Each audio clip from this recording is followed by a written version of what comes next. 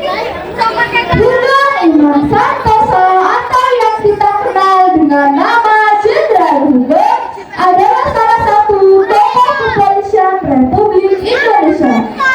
Beliau lahir di Pekalongan pada tanggal 14 Oktober tahun 1921. Ayahnya bernama Soekarjo Mario Hatmojo, seorang jaksa di Pekalongan. Sedangkan ibunya bernama Umi Kulsum. Walaupun berasal dari keluarga priai, perilaku Hugeng kecil sama sekali tidak menunjukkan kesombongan. Bahkan ia seringkali bergaul dengan anak-anak dari lingkungan biasa. Hugeng, ayo main. Ya, tunggu sebentar.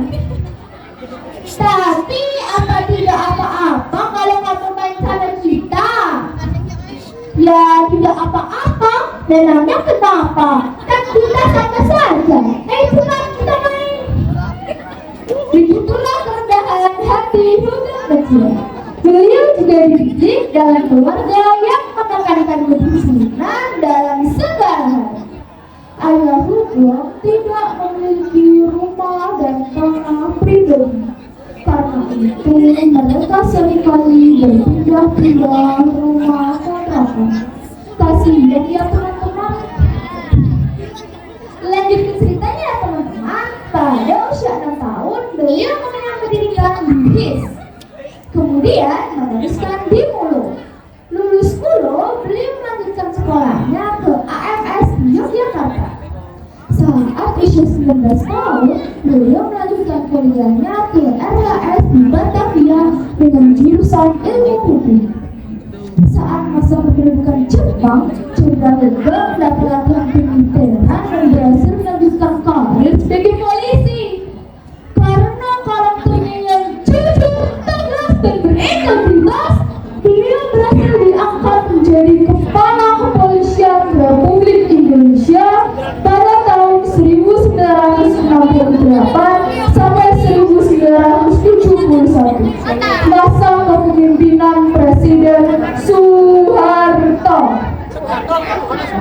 Sebagai pihak berwajib, Jenderal Hugeng kerap menangani kasus-kasus berat yang mengguncang negara. Kalian penasaran bukan? Oke, tarik nafas, hembuskan. Pada saat mendapat perintah pindah tugas ke Sumatera Utara pada tahun 1955, beliau mendapat tugas berat untuk memberantas penyelundupan dan perjudian di daerah tersebut. Baru saja berlalu dengan wilayah, seorang utusan berjudi sudah menemukannya. Selamat datang Bapak Hugeng. Kami sudah menyediakan rumah dan mobil untuk Anda gunakan saat bertugas di sini.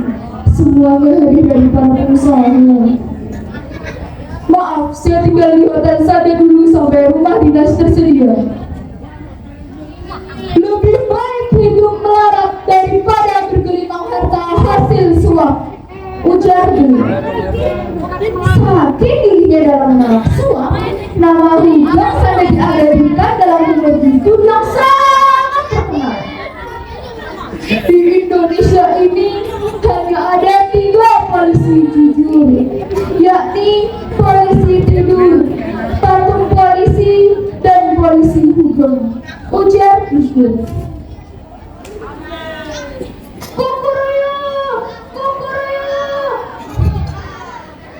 Pagi sekali Jenderal Hugeng sudah berangkat ke kantor. Beliau harus memastikan kelancaran arus lalu lintas.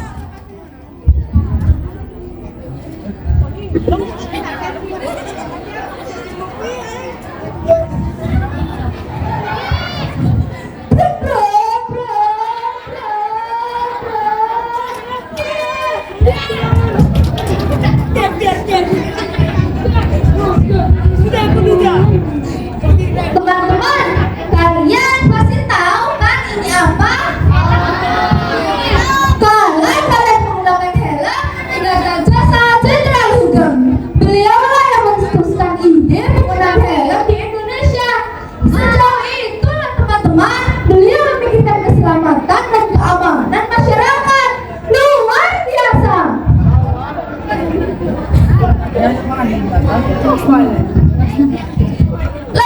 kasus berikutnya, teman-teman.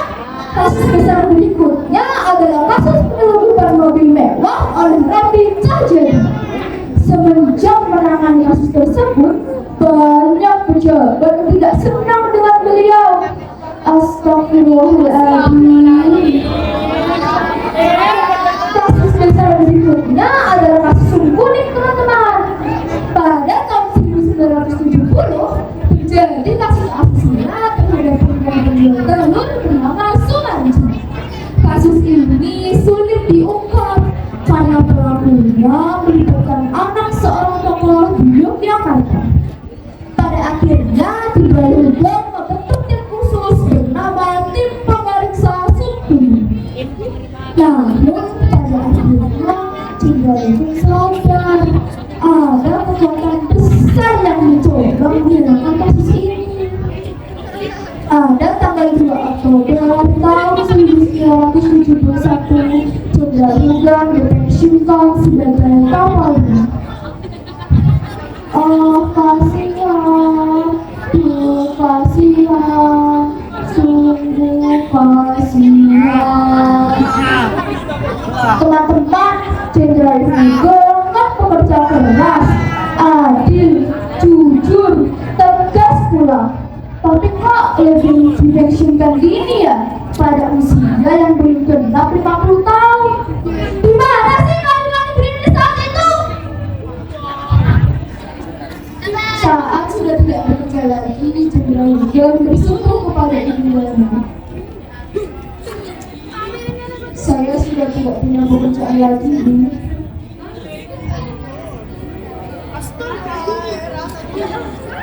Kalau kamu jujur, kamu masih bisa makan nasi bareng.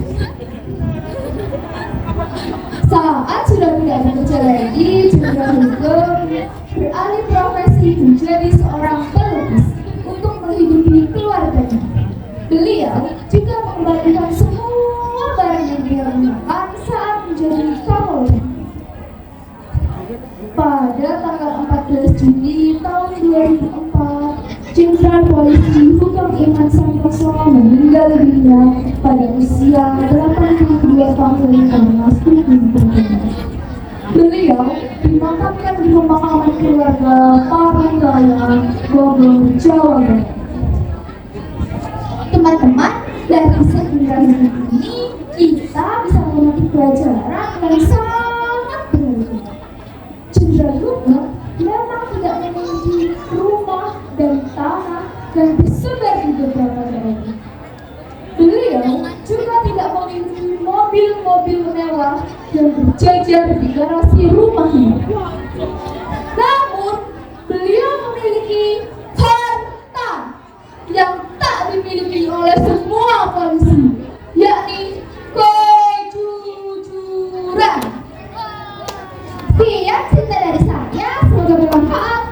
Wassalamualaikum warahmatullahi wabarakatuh.